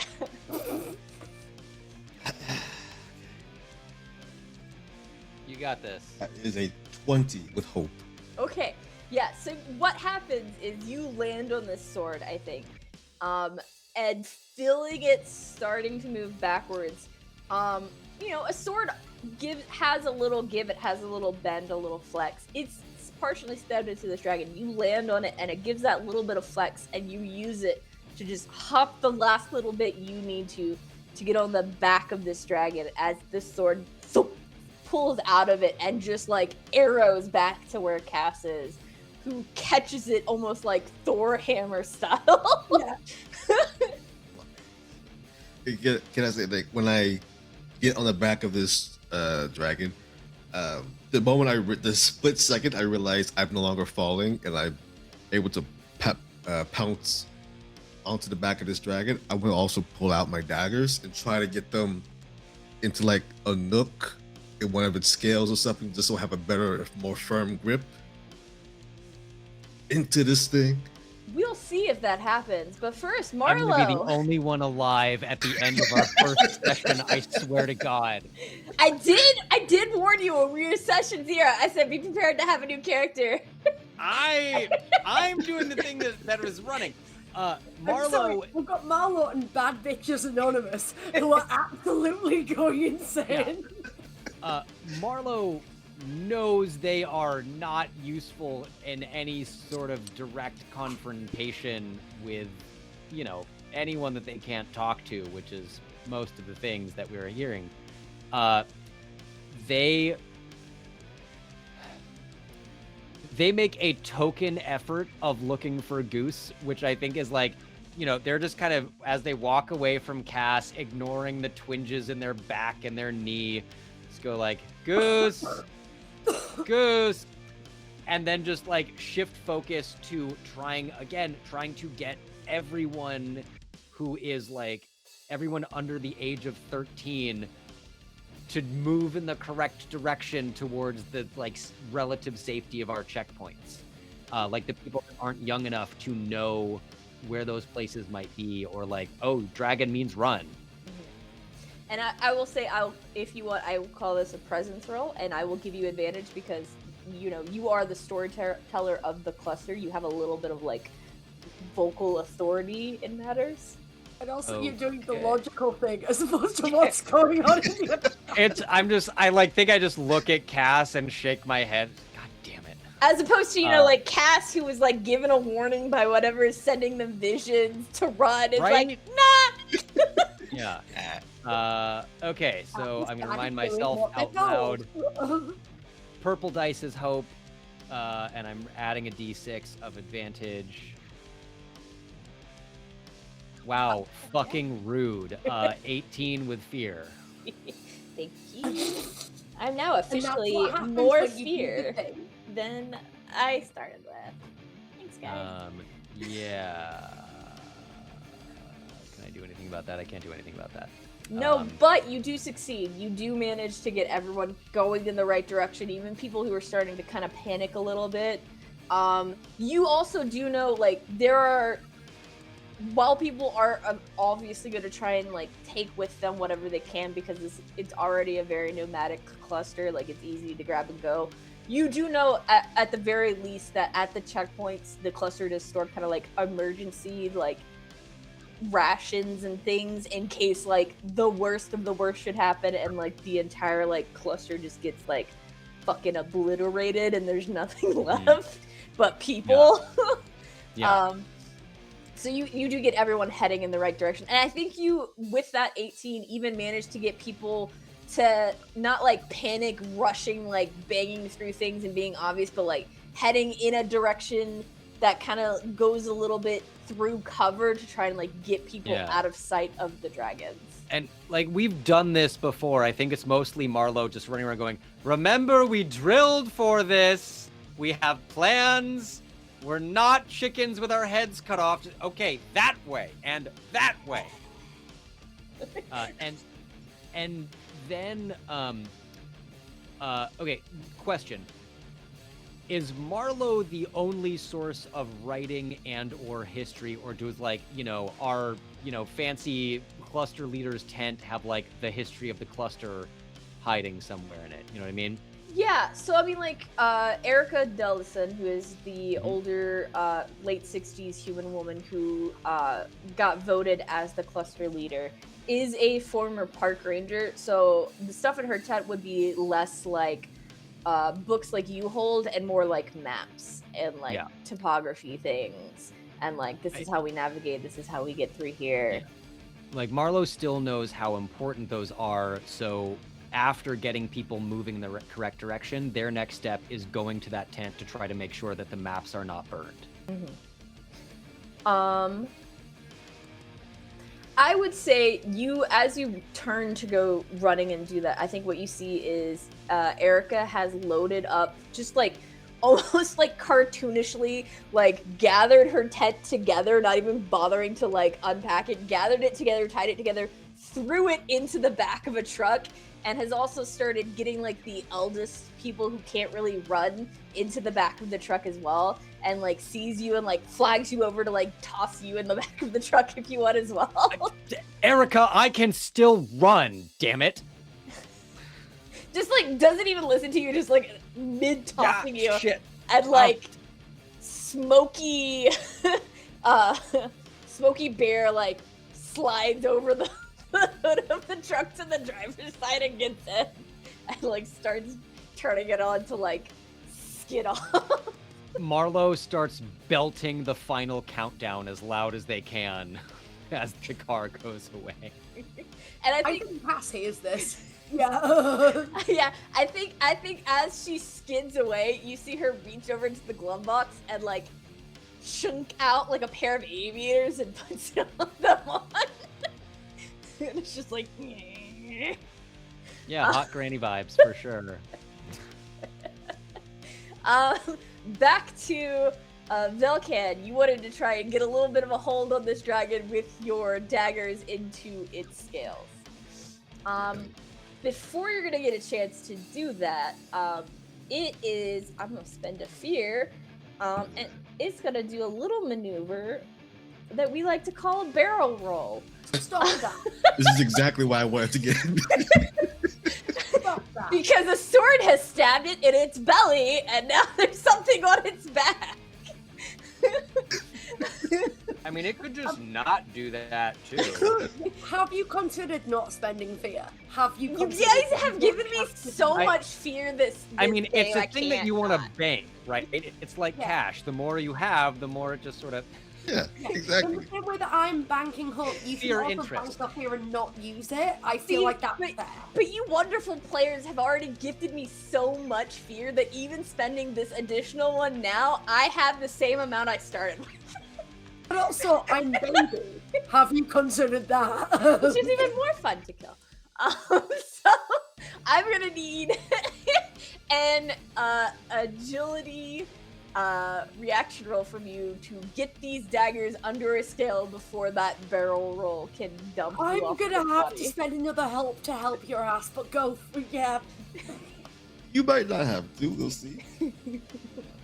That's a 14 with fear, but I am going to burn 2 stress to use my ancestry trait, which is fearless. When I roll with fear, I can mark 2 stress and roll hope instead. Okay. So you The got 14 with hope. 14 with hope. So I think you partially get something in. So you are currently dangling in the air by 1 dagger as this dragon is like barrel rolled and held it a little bit as it flies. Hasn't fully finished the barrel roll. Cass, is there anything you'd like to do? Cass is on the ground and literally yells up, Vel'khan, kill it or leave. Which one? Oh my god, let go! Oh my god. Literally, it truly, like, literally puts this on away just to look like, oh my god, like, just kind of ready to catch Vel'khan when they inevitably fall from the sky. Yeah, that's fun. I'm also going to spend another fear. No, stop it! YOLO! You could just stop doing that. and YOLO. Like, we wouldn't be sad about it. YOLO, you know, you gotta spend what you have. It's not fun to hoard it. You know, capitalism, we were talking about how Not terrible fun that to is. whom? Don't hoard No, there's resources. no You gotta capitalism spend. anymore. You don't You have gotta to do spend that. it so that you're not hoarding it. Anyways, so you guys remember the big dragon? You guys forgot about the 2 smaller dragons. Oh no, I'm aware. No, I'm willfully ignoring it in favor of having people run away. So I'm gonna roll real quick for the dragons. Just pure funsies for no particular reason whatsoever. To see if we can have something happen here. No reason, no at all. Okay, yeah. So I think what happens is this. The main force of the scouts got the cluster and has been helping people like Marlowe either get into cover and towards one of the checkpoints or like into vehicles and like scattering. So has the guards. However, this has put both the guards and the scouts out in the open. And I think from what it looks like, there have been a couple of screamings that you've heard where like 1 or 2 people get lifted up in the air, torn up a little bit, bitten to shit, and dropped. And you that thud of a body. So that's happened probably like 3-4 times at this point, just over and over again. Sometimes the person's still alive. After you hear the thud, you hear a little bit of a groan. You're not quite sure if that means they stay alive, but on impact, they at least were alive-ish.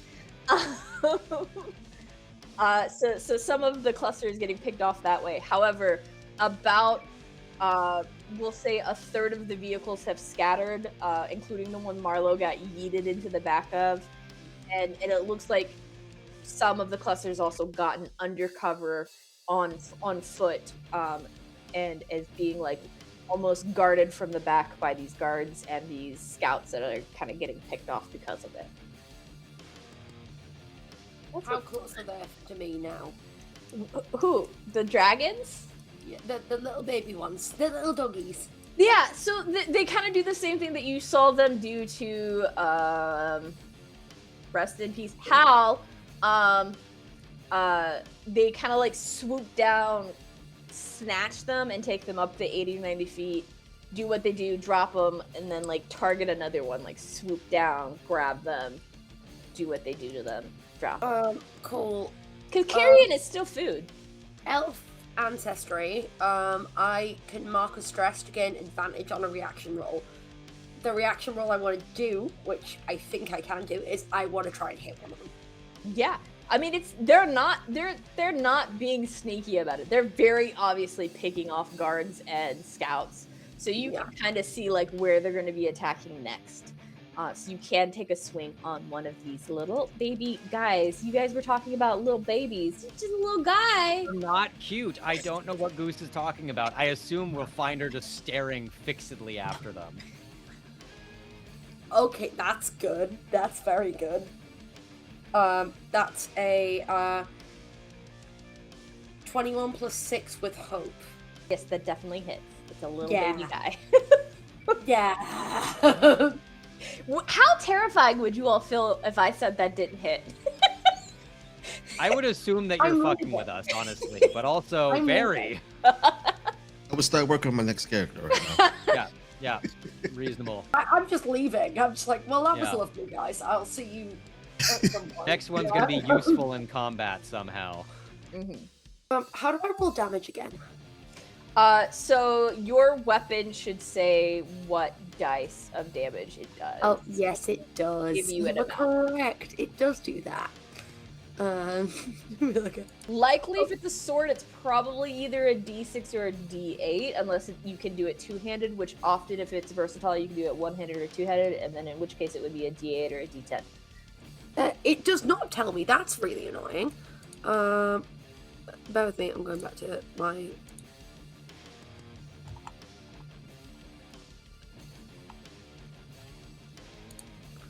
Oh no, it does. 1d8. I'm just blind. That's gonna be a. Oh, actually, I have one here. Cool. That's a 6 plus. Yeah, no, that's 6. Yeah. So, I mean, you kind of it flies down and is about to grab. You know what? I'm gonna say it's about to grab Dee Dee, who is this ancient. Well, nobody likes Dee Dee. You better like Dee Dee. They keep your shit running. Okay. Dee Dee is an indeterminate age, but definitely ancient, hunched over looking human, non-binary, because nobody can guess how old they are or what gender they might be, and they don't really clarify. They're this little hunched over crazy old human. And they keep all your shit running, normally by whacking it with a crowbar and, like, somehow through strength of will, like, getting it to function. And one of the dragons are about to, like, swoop down and grab this little hunched over Dee Dee, who's, like, hobbling over to what looks like a weird combo of, like, those electric, like, razor scooters and, like, the even grosser looking, like, tricycle motorcycle things that you see in, like, tourist cities. And they go to that. And you almost, like, skid in the dirt and slide your sword up and get across the dragon's side, and they kind of, like, do this pained squawk and, like, roll away from you, barely hitting the, like, top of Dee Dee's, like, hunched over back and kind of, like, making them stumble a little bit. They are actively bleeding. I will say that cry does grab the attention of the adult in the space.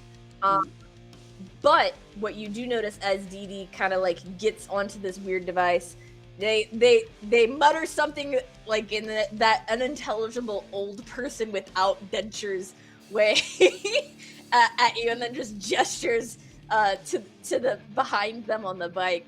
You do notice, like, anybody who's going to get out of the space has gotten out of the space already. All that's left is you and Vel'khan and maybe a small handful of guards and scouts that are, like, kind of guarding the back, but are also almost in cover.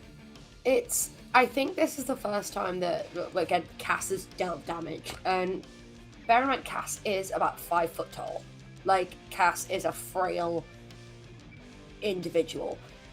It's only that you realize that there might be something else going on in the way that they are inexplicably able to take out, like, a baby dragon in, like, it's almost like they glow for a second. Like, you can see that it's something about them that is not normal. And they manage to get, and for a second they are very much consumed by it. And then Dee Dee gestures, and they realize it is time to go. That now is the time to listen. It's not because of the visions. It's because of an elder who, it was the same thing that Marlowe said. It's community. It's someone that helped. Dee Dee is saying, it is time to go now. You can't keep doing this.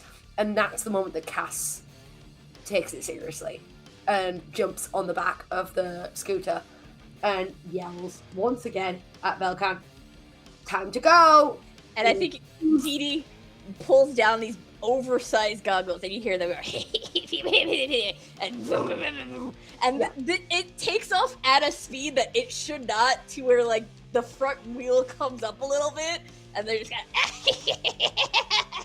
I think Dee Dee is Cass's favourite person in the entire cluster because she also pulls down her goggles and is so ready. Like, just... And you are like motor crossing over whatever obstacles are in your way between you and the cover that you need to get to on this weird fusion device. Cass jumps on Dee Dee's bike a lot, and it is genuinely, she knows how to lean, she knows how to help, she's cutting down obstacles on the way with her sword just to make sure it's easier for Dee Dee to like build up speed. Like, that's what's happening. Yeah, and I think as you all are doing this, I think Dee Dee also like says something at you, like and like gestures, and you notice there's like a thing on the back of their like weird fusion device, and it's almost like a compact air, not necessarily air gun, but it's more like harpoon or crossbowy. But you can see it's got rope coiled too, so it's almost like a little harpoon thing. And they go, I'm gonna, and they gesture at Vel'khan as they're. Can I fire it? Can I fire it? So if you want to fire it, I will need a hope. But you can definitely use your finesse to try and fire it. But I will ask your intention before you roll. Is your intention to get Vel'khan or to hurt the dragon? The intention is to get Vel'khan. Okay. Do you care how you get Vel'khan? No. Okay. I want to say something. Yeah, Vel'khan. When I see that, the dragon's attention has been chased from, I guess, to a specific target, I will, and that if it's no longer barrel rolling the hell out of me, I would like to, he'll like grab his, he does have like a pendant. It's from the symbol of his old guard of on like a chain that he kind of found, that he had one of our members fashioned into a necklace for him, 3 deep crimson red claw marks on kind of like a stone, like a obsidian kind of stone. And he's gonna grab that, and when the dragon is steady enough as it can be, he's going to hold it, speak in his infernal tongue, and he's going to cast Rain of Blades in an attempt to try to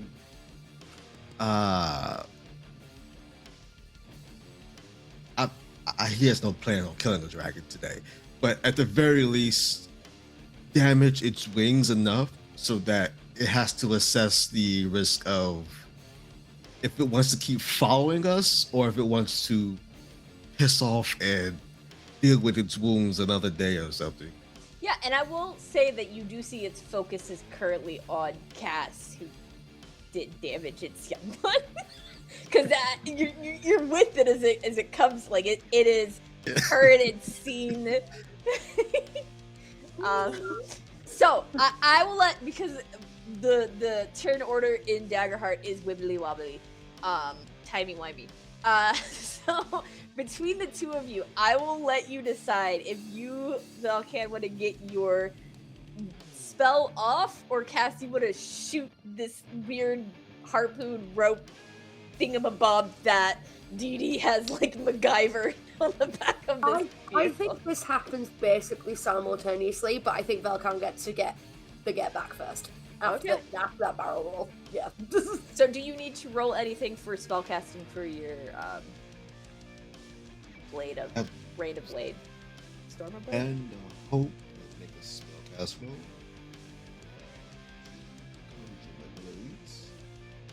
And strike targets within a very close range, which I think being on top of a dragon counts as very close. Yeah, I would think being on top of a creature counts as very close. Okay. Close. On it, yeah, I feel like that counts. Tad, just a tad. Casting roll, and it will be like 1d8. It'll be some damage. Yes, and I believe your spellcasting roll for your class is Instinct. Finesse. Okay.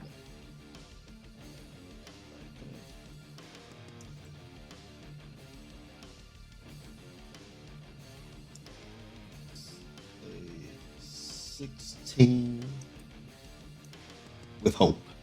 Okay. Roll me because you are on top of the dragon. Now, I have a question because this will determine something for me. Yeah. Do you care if you're calling this rain of blades down on top of yourself, or is your only goal trying to cause enough damage to make this dragon rethink itself? My primary goal was to cause enough damage to this dragon for it to rethink what it's doing. Okay, so if you don't care if you're taking some of this damage too, I will allow you to roll the d6 for advantage. Okay.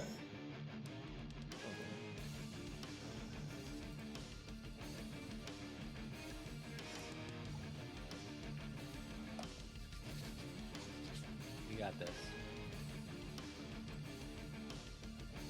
6 or... Yeah, 6 more. That definitely hits. So you pull almost from the sky these blades that appear for a moment. Many of them do pop through this dragon's wings. Some of them land in its scales before they kind of like mist off into shadow. However, you are also going to take that damage that you just did to the dragon. As you're doing that, Cass, go ahead and give me a finesse roll as you shoot this thing at Vel'khan. Oh, okay. That was bad, but one was cocked, so we might be okay. Yeah, no, that was way better. That's 6 damage. That's an 18. Okay. Yeah, so Well, that yeah. with fear? Okay. So you do get him. Oh shit! No, that was it's 2 of the same. They're crit, right? If It was they're both double 9. secret. Yeah. Okay. So you crit. So take a hope. I don't know if you clear all stress or just one stress. One stress. So take a hope, clear a stress. Cool. And it's great that you got crit because what was going to happen was you get him through the shoulder and yank him down. Instead, what happens is it almost misses and like skin hits the dragon, and instead of going through Vel'khan to get a hold of him, it like almost wraps around, like swings and wraps around his feet. And I think as soon as Dee sees though that you got her, she goes and hits it something with the crowbar she always has on it, and you just hear this whirring sound as Vel'khan, you get yanked off this dragon.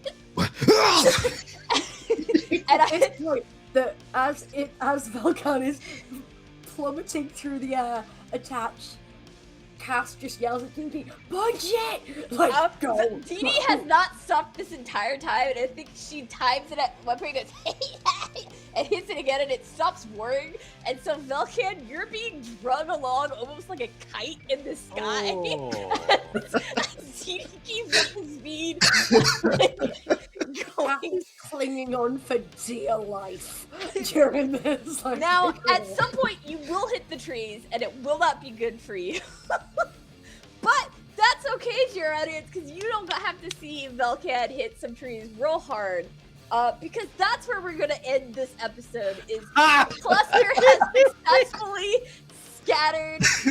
The dragons have stayed. You do hear some sounds of like tearing and rendering as the younger dragons feast on whatever dead bodies have been left behind, and the older dragon is almost like kind of like mini tantrum rampaging on whatever is left in that cluster of vehicles. Does have some holes in its wings and is not very happy and bleeding a little bit.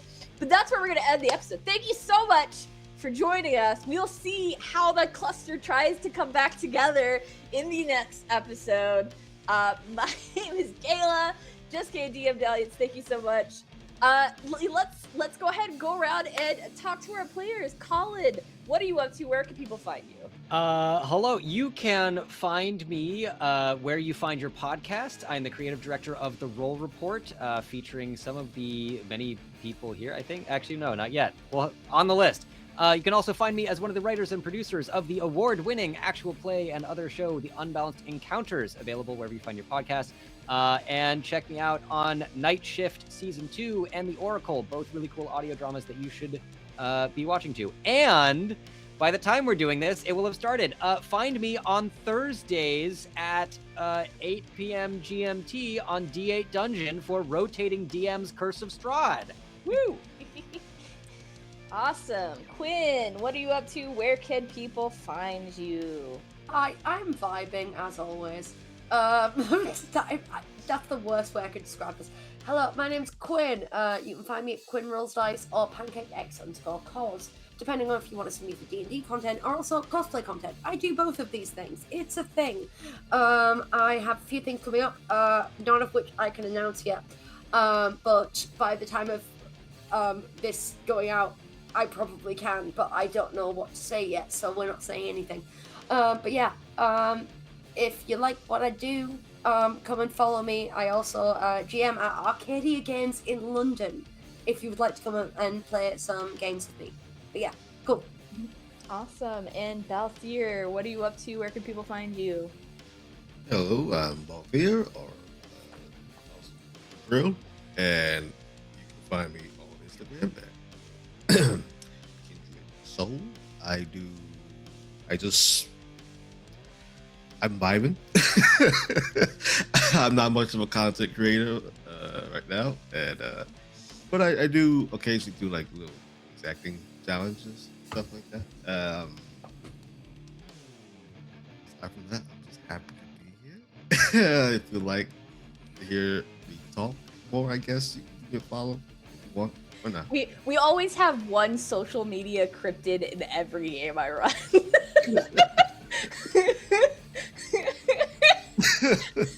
I made it literally just for this. Well, I also really enjoy that it was two of us being like, obviously, like, we have one person who turns up being like, I all these things. The other two, we're just vibing mostly. Like, that's just what we do. I have one player in the Villains by the Hour game that literally only started posting things again to their Instagram because I was like, do you want people to have a way to find you? And they just posted a story that was like a Bigfoot sighting because we joked that they were the cryptid of the group. Yeah, that's what we need.